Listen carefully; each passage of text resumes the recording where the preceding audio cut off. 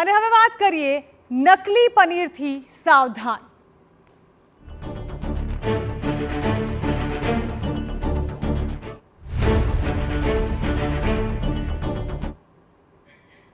જો તમને પણ પનીર ખૂબ ભાવતું હોય કે પછી સારા સ્વાસ્થ્ય માટે પનીર ખાતા હોવ તો થઈ જજો સાવધાન, કેમ કે ગુજરાતમાં મળતું 90% પનીર હોય છે નકલી। અને આ ચોંકાવનારો દાવો કર્યો છે ખુદ ગુજરાત મીઠાઈ અને ફરસાણ એસોસિએશનના ચેરમેને। ડાકોરમાં મીઠાઈ અને ફરસાણ એસોસિએશનની પ્રથમ કારોબારી બેઠક મળી, જેમાં ચેરમેન કિશોર શેઠે ખાદ્ય ચીજવસ્તુઓમાં થતી બેફામ ભેળસેળ અંગે ગંભીર ચિંતા વ્યક્ત કરી। સાથે ચોંકાવનારો ખુલાસો પણ કર્યો। કિશોર શેઠે જણાવ્યું કે ગુજરાતમાં મળતું 92% પનીર નકલી હોય છે। તેમણે અમદાવાદની હોટલોનો ઉલ્લેખ કરતા જણાવ્યું કે નાની લારી હોય કે મોટી હોટલ, લોકો અહીં ઉત્સાહપૂર્વક જે પનીર ખાઈ રહ્યા છે તે પૈકી 92% પનીર નકલી કે ભેળસેળયુક્ત હોય છે। તેમણે વેપારીઓને ઊંચા નફા માટે લાલચમાં ન પડવાની અપીલ કરી। તેમણે કહ્યું કે મીઠાઈ અને ફરસાણના ધંધામાં 35 થી 40% જેટલો નફો મળતો હોવા છતાં વેપારીઓ લાલચ રાખી ભેળસેળ કરતા હોય છે। સાથે જ કિશોર શેઠે ભેળસેળિયા તત્વો સામે સરકાર કડક કાર્યવાહી કરે તેવી પણ માંગ કરી।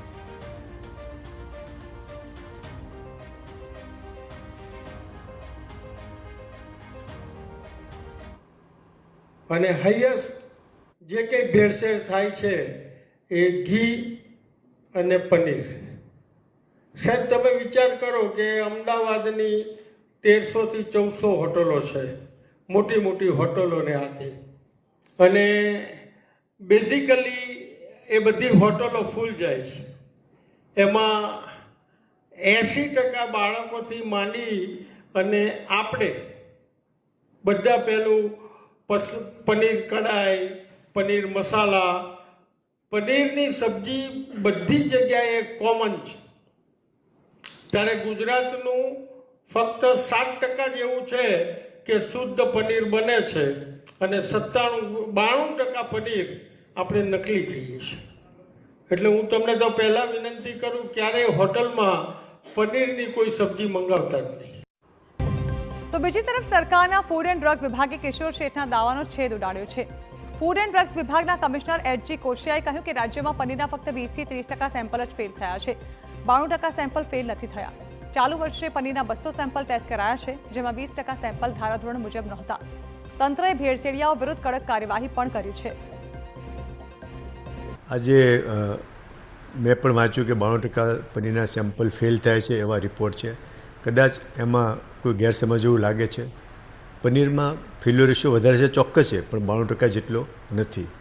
ગયા વખતે દિવાળીમાં આપણે લગભગ 300 જેટલા પનીરના સેમ્પલ, પનીર વેચાતો હોય ત્યાંથી નહીં પણ પનીરની આઈટમો બનાવતી હોટલોમાંથી આપણે લઈને તપાસ કરાવી હતી, તો એમાંથી લગભગ 30% જેવા, એટલે 1/3 સેમ્પલો ફેલ થયેલા હતા। આ વર્ષે બીજા અમે અત્યાર સુધીમાં લગભગ 200 જેટલા સેમ્પલ લઈને ટેસ્ટ કર્યા છે, તો એમાંથી 41 લગભગ 20% જેવા સેમ્પલ ફેલ થયેલા છે।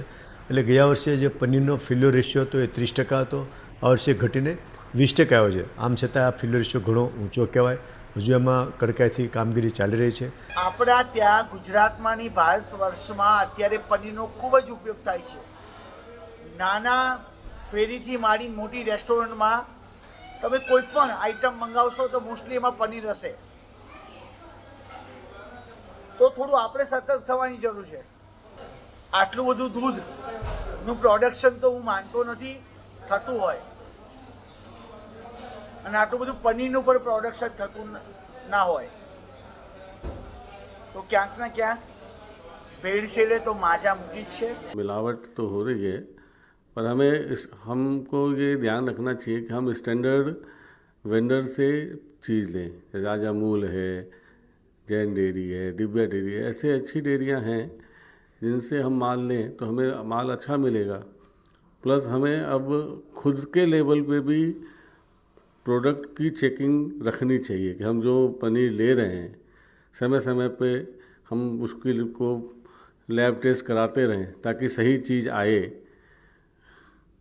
क्योंकि अगर हम नहीं ध्यान देंगे और गलत चीज़ आ गई तो वो गलत हो जाएगा।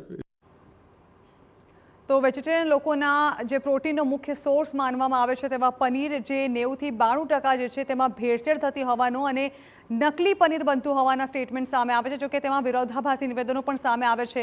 ત્યારે આ અંગે વધુ વાત કરવા માટે સીધા જ અમારા સંવાદદાતા જિગ્નેશ પટેલ પાસે જાણવાની કોશિશ કરીએ કે આખરે આ મામલે શું માહિતી સામે આવી છે? જે 90 થી 92% પનીરને લઈને જે વાત સામે આવી છે, જિગ્નેશ, 90 થી 92% પનીર નકલી હોય છે અને સામે ફૂડ એન્ડ ડ્રગ વિભાગનું એવું કહેવું છે કે ના, એવું નથી. જે તપાસ કરવામાં આવી છે એમાંથી 20 થી 30% સેમ્પલ જ ફેલ ગયા છે. જાણવા માંગીશું કે હાલ નકલી પનીર અને અસલી પનીર વચ્ચે આ જે મતભેદ સર્જાયા છે, જે વિવાદ સામે આવ્યો છે, હાલ તે બાબતે શું વાત સામે આવી રહી છે?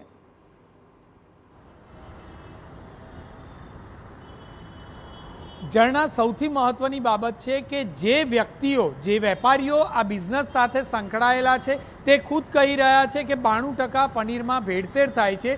તો આખરે આ જે વેપારીઓ છે તે જ આ વાતનો સ્વીકાર કરી રહ્યા છે કે 92% પનીરમાં ક્યાંક ને ક્યાંક ઓછા વધતા પ્રમાણમાં ભેળસેળ થાય છે. તે નક્કી છે.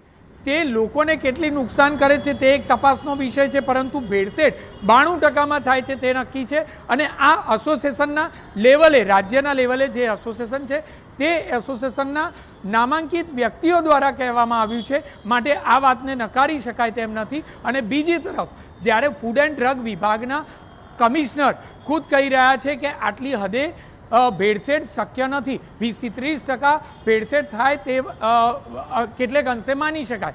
પરંતુ આ જ કમિશનરને એ સવાલ પૂછવા જેવો છે કે આખરે તેઓ રાજ્યભરમાં કેટલી જગ્યાઓ પર સમયાંતરે કેટલા સેમ્પલો લે છે. કારણ કે માત્ર અમદાવાદની જ જો વાત કરવામાં આવે તો 1500થી વધારે રેસ્ટોરન્ટ અને હોટલ અમદાવાદમાં આવેલી છે. આ નામાંકિત અને સારી ગણી શકાય તે પ્રકારની રેસ્ટોરન્ટ છે. આ સિવાય અનેક એવી ખાણીપીણીની લારી અને નાના મોટા એકમો આવેલા છે. ફાસ્ટ ફૂડના અલગ અલગ પ્રકારના બજાર આવેલા છે કે જ્યાં કોઈ પણ પ્રકારનો હિસાબ જ નથી કે જ્યાં પનીર અને કેટલા એકમો છે જ્યાં પનીર વાપરવામાં આવી રહ્યું છે. આ તમામ જગ્યાઓમાંથી નજીવી માત્રામાં અમદાવાદ મ્યુનિસિપલ કોર્પોરેશન હોય કે પછી રાજ્ય સરકારનું ફૂડ એન્ડ ડ્રગ વિભાગ હોય, તેમની પાસે માત્ર ને માત્ર દેખાડા ખાતર ગણતરીના 2 આંકડામાં કદાચ આંકડા આવતા હશે. તે પ્રકારના જ આંકડા 20-25 જગ્યાએ પણ સેમ્પલ લેવાતા હોય. કદાચ 100 સુધી વર્ષ દરમિયાન 100 સેમ્પલો લેવાતા હોય તો ખૂબ સારી બાબત ગણી શકાય. કારણ કે જે રીતે તેઓ સેમ્પલ લેવાની પ્રક્રિયા કરતા હોય છે, એક યુનિટમાં કોઈ એક રેસ્ટોરન્ટમાં વાત કરીએ જણા, તો એક રેસ્ટોરન્ટમાં જો આજે સેમ્પલ લેવાય તો કદાચ આવતા વર્ષે કે 1-2 વર્ષ પછી સેમ્પલ લેવાતા હશે. એનો મતલબ કે વચ્ચેનો જે સમયગાળો છે ત્યાં કોઈ પણ પ્રકારના સેમ્પલિંગ રૂટીનમાં લેવાતા નથી. અને એટલા માટે જ્યારે સેમ્પલિંગ લેવાની પ્રક્રિયા હાથ ધરવાની હોય ત્યારે તો વેપારીઓને અગાઉથી જ મેસેજ મળી જતા હોય છે. અને એટલા માટે જે પ્રકારે ભેળસેળ થતી હોય તે અટકી જાય, સેમ્પલ પાસ થઈ જાય અને માત્ર ને માત્ર બેરોકટોકપણે જે નકલી પનીર છે તે બજારમાં વેચાતું રહે છે. આખરે આ તંત્રને કેવી રીતે ડામવું તે સૌથી મોટો પ્રશ્ન છે. કેટલેક અંશે જે પણ પનીર વાપરતા વેપારીઓ છે તે ખુદ જો લેબોરેટરીમાં આનો રિપોર્ટ કરાવે અને ત્યારબાદ જ તેઓ પનીર વાપરવાનો એક આગ્રહ રાખે તો કેટલેક અંશે આ ભેળસેળિયા પનીરના જે વેપારીઓ છે તેના પર લગામ લગાવી શકાય. પરંતુ આખરે તપાસ કરવા માટેની જે વ્યવસ્થા છે તે વ્યવસ્થા પણ દરેક વેપારીના ત્યાં ઉપલબ્ધ હોય, જેથી કરીને આવનાર ગ્રાહક જાતે જ પોતાની નજર સામે પનીર અસલી છે કે નકલી તે ખરાઈ કરી શકે. તે પ્રકારની વ્યવસ્થા જો ફરજિયાત ઊભી કરવામાં આવે તો જ આ નકલી પનીરથી લોકોને બચાવી શકાય તેમ છે. કારણ કે સ્ટાફ કોઈ પણ પ્રકારે ન તો અમદાવાદ મહાનગરપાલિકા પાસે, હેલ્થ વિભાગ પાસે એટલો સ્ટાફ છે કે ન ફૂડ એન્ડ ડ્રગ વિભાગ પાસે એવો સ્ટાફ છે. દરેક જગ્યાએ જો વેપારીના ત્યાં જ હોર્ડિંગ લગાવવામાં આવે કે પનીરની તપાસ જો કોઈ પણ વ્યક્તિ કે કોઈ પણ ગ્રાહકને પોતાની નજર સામે કરવી હશે તો તે કરાવી આપવામાં આવશે. તે પ્રકારના બોર્ડ લગાવવામાં આવે, તેમની નજર સામે પરીક્ષણ કરી આપવામાં આવે તો કેટલેક અંશે આ ભેળસેળવાળું પનીર અટકાવી શકાય તેમ છે. જણા જી બિલકુલ જિગ્નેશ, આ બાબતે ચોક્કસથી પગલાં લેવાવા જોઈએ. લોકોને આરોગ્ય સાથે ચેડા થતા હોવાની, નકલી પનીર હોવાની અવારનવાર ઘટનાઓ સામે આવતી રહે છે. ત્યારે આ મામલે કડક પગલાં લેવાય અને લોકોને સારું, ચોખ્ખું અને અસલી પનીર પીરસવામાં આવે તેવી માંગ ઉઠી છે.